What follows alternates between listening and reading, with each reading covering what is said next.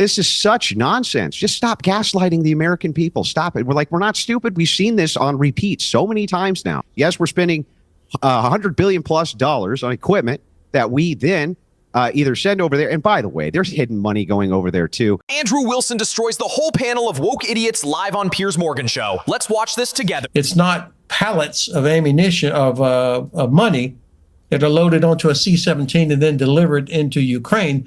It's money that is spent replacing or buying ammunition, refurbishing old equipment that is then loaned or given to Ukraine. And of course, there are no U.S. troops in Ukraine except for those officers that are assigned to the embassy and the Office of Defense Cooperation, whose task is to make sure accountability of every javelin, every artillery round, every set of binoculars. Oh, you can shake your head if you want to. That's a fact.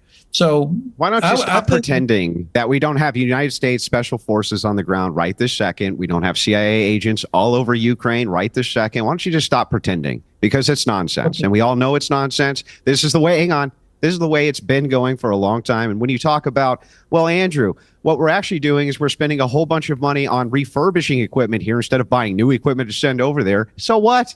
So why are you still spending tons of my money on something I don't care about to send over to a nation which is corrupt as hell? So can we just stop BSing each other for a second? Yes, the United States has boots on the ground there. Yes, we have special forces units there. We have CIA agents there, and we would be fools to pretend we don't. It's an interesting argumentative style that you had, and you know, I always, when people start calling me names or whatever, then I really the credibility. I didn't call you any names, sir. I didn't call you any names. Whatever. Okay. What was the name that I called you?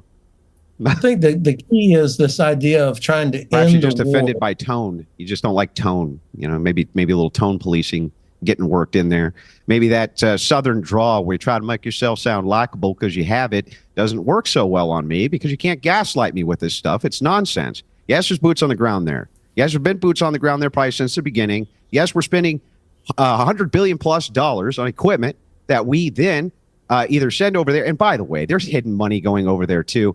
This is such nonsense. Just stop gaslighting the American people. Stop it. We're not stupid. We've seen this on repeat so many times now. So many times. Wilson goes deeper. He doesn't just say the government's lying, he says why. He lays it out clearly. Hundreds of billions in military contracts, hidden aid, and recycled flucking weapons deals. And this is where the general starts looking uncomfortable, because deep down, he knows Andrew's right. Every war we've touched in the last 30 years, from Iraq to Ukraine, has been a jackpot for the same defense corporations. War is how they steal money. Period. Wilson's not ranting, he's exposing the business model of war. If they end the war, the money chain stops. Think about that. Peace isn't profitable. As long as the war keeps burning, the checks keep clearing. For Congress, for lobbyists, for weapons makers. I mean, you can feel the tension in the room when people like Andrew are calling out these people live in front of the public for what they are doing. General, So- respond. The idea of ending the war, of course, is exactly what we would like to do, but it needs to be an end that is sustainable. And I think President Zelensky understands that he can't just sign or accept an end to the war where Russia will wait for us to lose interest, because we always do lose interest, and then they pick right back up with a resumption of the conflict after we have left or turned our back. And so I think it's reasonable to expect the Ukrainians to want some sort of guarantee, whether that's continued aid, continued equipment, or presence. They haven't. I don't know exactly what that looks like. Obviously, I would prefer to see Ukraine in NATO. We get better the day they join NATO. It's not going to happen anytime soon, especially if the United States is not willing to do it, and the Biden administration also is not willing to do it. But how do we end it when you're the partner on the other side, negotiating partner on the other side of the table? Bro, what this guy is saying is simply super crazy. He says he wants Ukraine to get into NATO. I mean, anyone who wants Ukraine in NATO wants World War III. It's as simple as that. That's the insane logic these people run on. Let's fix a war by guaranteeing another one. We can't say we want to end a war and then demand policies that make new ones inevitable. Is Vladimir Putin. I mean, there's no reason to have confidence that they will live up to any agreement because there's nothing in their history. And I do appreciate that Andrew likes my North Florida accent. Let me bring in Dave. I want to bring in Dave. I want to bring in Dave. We've got. Yeah, I never quite understand this argument that seems to just logically fall apart, that we can't end a war because the war might pick up at some point in the future, and therefore, if we don't have a perfect guarantee that, I mean, what, even if it, I mean, I don't know. I've heard the entire time through this war, including on your show, Piers, that if Putin was successful in Ukraine, then he was going to move on Poland, right? Like, this is what Joe Biden kept saying. This was the official, like, fear mongering of this war. And so if you're telling me that even NATO membership isn't a guarantee, then yes, we never have a perfect guarantee. By the way, you also don't have a guarantee from any government in the history of the world. That doesn't mean that ending a war isn't still a positive. And I just want to go back to what was, brought up initially. The idea that this was a case of failed deterrence, and that if only we had deterred Vladimir Putin sooner, then we could have avoided this whole thing. I mean, let's just kind of quickly overlook the last 20 years of U.S. foreign policy in Europe. We've expanded NATO all the way to Vladimir Putin's borders. We constantly floated out the idea for years that we would include Ukraine at some point, give them full membership. We said point blank in 2008 at the Bucharest summit that we were bringing Georgia and Ukraine into NATO before Russia ended up going to war with Georgia there.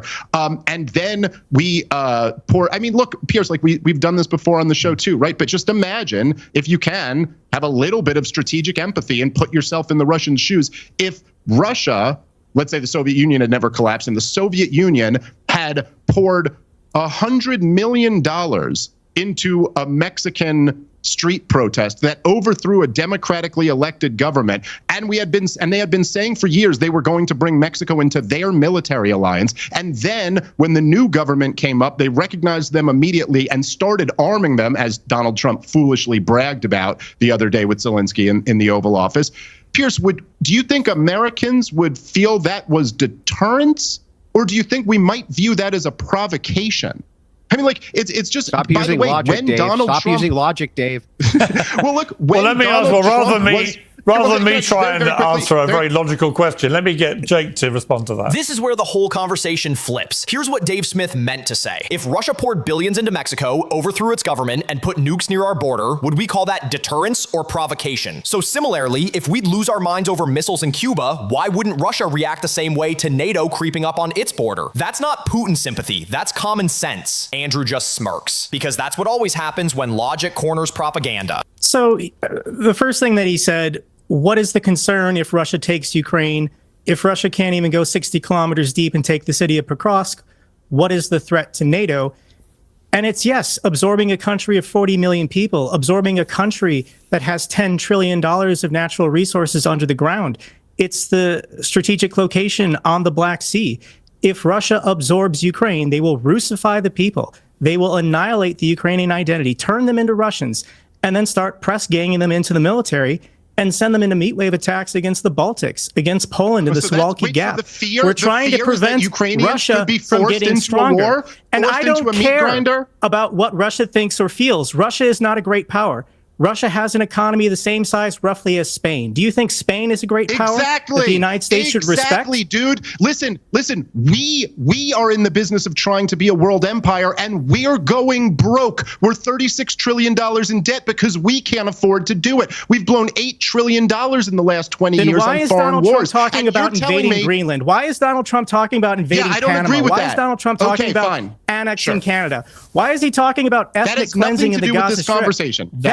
Bro, this is what's wrong with these woke idiots. Dave Smith doesn't agree with Donald Trump talking about invading Greenland, but these idiots think that anyone who doesn't support them, anyone who argues with plain logic against these woke idiots is automatically a Trump fan and a Trump supporter. I mean, Dave Smith is one of those people who simply supports what supports his logic and not a person. Now, if the logic is supporting Republican Party, then that's just how it is. But the main point that Dave was making that this idiot just ignored is we're $36 trillion in debt. We can't afford to be an empire anymore. That's the point nobody wants to say out loud. America's broke, but still pretending to bankroll the world like it's 1950. Here's the truth, man. These people call you a conspiracy theorist for saying what's obvious. That war is money, peace is bad business, and truth is bad optics. Andrew Wilson and Dave Smith didn't just argue better tonight. They reminded everyone what logic sounds like. You don't need to pick a team. You just need to pick a brain. If this kind of conversation still makes sense to you, subscribe to my YouTube channel. Because in a world this upside down, common sense has become a radical act.